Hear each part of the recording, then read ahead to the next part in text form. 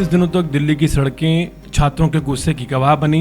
जंतर मंतर से लेकर संसद मार्ग तक हजारों छात्र अपने भविष्य की लड़ाई लड़ते रहे। उन पर लाठी चली, आंसू गैस गोली चलाई गई और हिरासत में लिए गए। दिल्ली पुलिस की कार्रवाई पर सवाल उठे। कभी एंटी नेशनल कहा गया, कभी चीन पाकिस्तान के इशारों पर काम करने वाला बताया गया।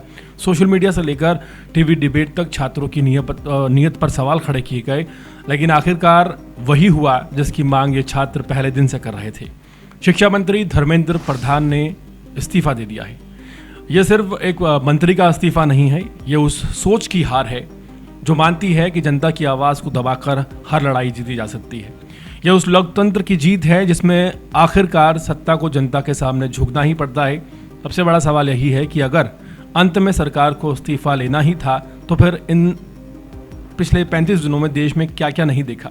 छात्रों पर डंडे क्यों चले, उनकी देशभक्ति पर सवाल क्यों उठाए गए, उन्हें बदनाम करने की कोशिश क्यों की गई। अगर व्यवस्था में चूक थी तो इस्तीफा क्यों हुआ, और अगर चूक नहीं थी तो फिर उन छात्रों से माफ़ी कौन मांगेगा जिन पर इतने गंभीर आरोप मंडे गए।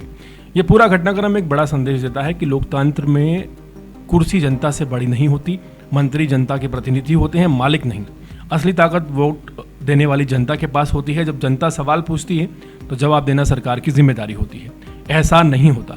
धर्मेंद्र प्रधान ने अपने इस्तीफे में ये स्वीकार किया है कि पिछले 10 दिनों की घटनाओं ने उन्हें दुखी कर दिया। ये भी लिखा कि उनके व्यक्तिगत सम्मान का विषय नहीं है, बल्कि देश की युवा शक्ति सबसे बड़ी ताकत है। ये भी कहा गया उनकी तरफ से कि वो नहीं चाहते कि देश के युवा भ्रम और विवादों में फंसकर उनका भविष्य कानूनी लड़ाइयों में उलझ जाए। उनका कहना था कि छात्र अपना समय पढ़ाई और करियर बनाने में लगाएं, इसलिए उन्होंने प्रधानमंत्री को अपना इस्तीफा भेज दिया। उन्होंने प्रधानमंत्री के विश्वास और सहयोग के लिए आभार जताया और कहा कि राष्ट्र सेवा उनके जीवन का सर्वोच्च प्राथमिकता रहेगी। साथ ही लास्ट में भगवान जगन्नाथ का आशीर्वाद लेते हुए भरोसा दिलाया कि भविष्य में देश, ओडिशा और युवाओं की आशंकाओं के लिए काम करता रहूँगा। लेकिन इस्तीफे के शब्दों से ज़्यादा अहम वो सवाल है जिसका जवाब अभी बाकी है। क्या नीट पेपर लीक मामले की पूरी जिम्मेदारी तय होगी? क्या उन अधिकारियों पर कार्रवाई होगी जिन्होंने बर्बरता की, जिनकी लापरवाही से लाखों छात्रों का भविष्य दांव पर लग गया? क्या दिल्ली पुलिस की कथित बर्बरता की निष्पक्ष जांच होगी?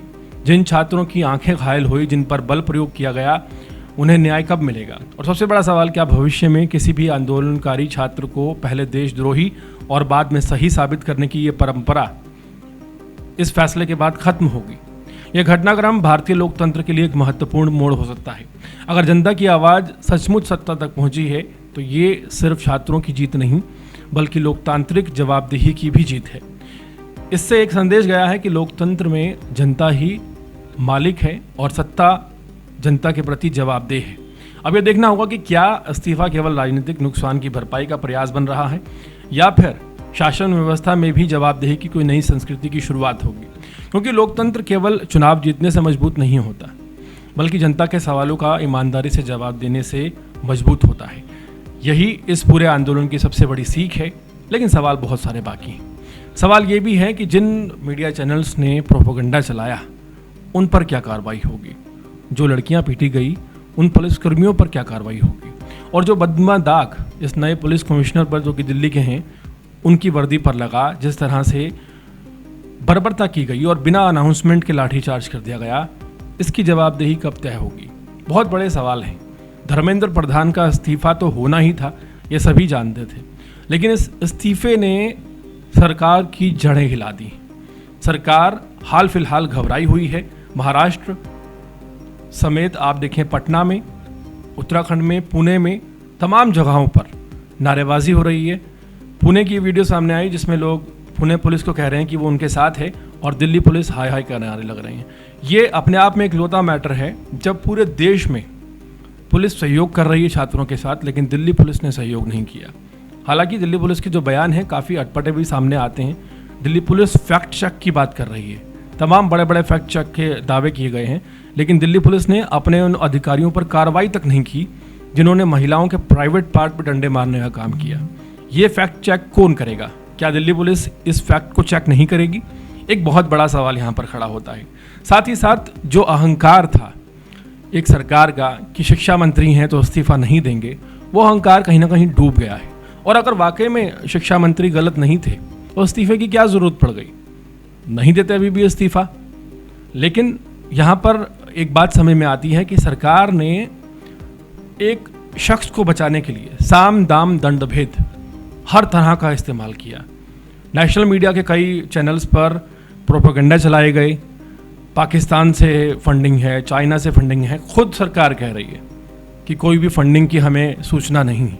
सरकार ने बाकायदा अपना वीडियो जारी करके कहा है कि किसी भी तरह की फंडिंग जो है उसकी हमें जानकारी नहीं मिली है। तो साफ है कि जो छात्र है इस आंदोलन की बुनियाद थे, और वही जो छात्र जिनके पेपर लीक हुए, जिनका भविष्य खतरे में पड़ा, उन्हीं छात्रों ने आज आगे बढ़कर एक सत्तासीन मंत्री की कुर्सी छीन ली।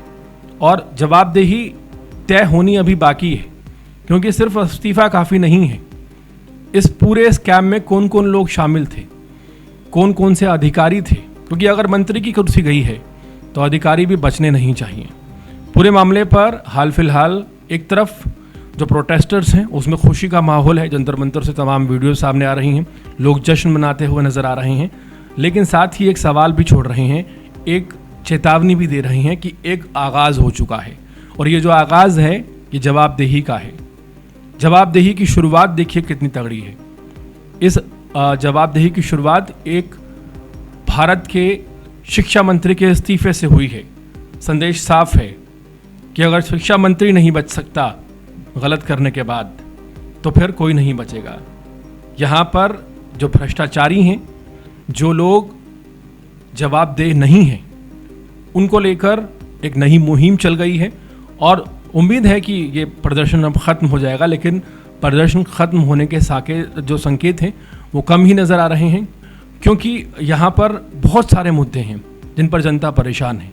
सवाल इसलिए बड़ा है क्योंकि आए दिन कुछ ना कुछ बड़ा हो जाता है, लोग मर जाते हैं, कोई जवाब नहीं देता। भगदड़ हो गई, लोग मर गए, बाढ़ आ गई, लोग मर गए, नीट पेपर लीक हुआ, बच्चों ने आत्महत्या की, लोग मर गए, कोई जवाबदेही नहीं।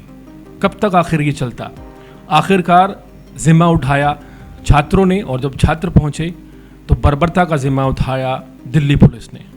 दिल्ली पुलिस के साथ तमाम जो पैरामिलिट्री फोर्सेस तैनात थी उन पर भी गंभीर आरोप लगे, पथराव भी हुआ, पुलिसकर्मी भी घायल हुए, आईपीएस अधिकारी लेवल के जो अधिकारी थे वो भी घायल हुए।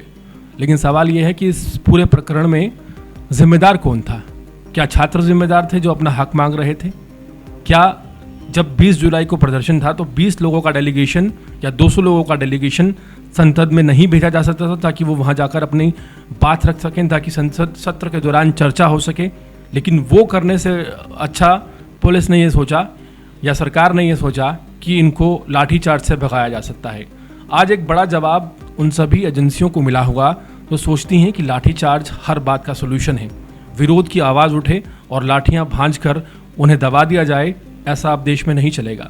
एक नए बदलाव की राह सामने आई है और धर्मेंद्र प्रधान, भारत के शिक्षा मंत्री का इस्तीफा आखिरकार हो गया है। पूरे मामले पर क्या नज़रिया रखते हैं, कमेंट सेक्शन में ज़रूर बताएं।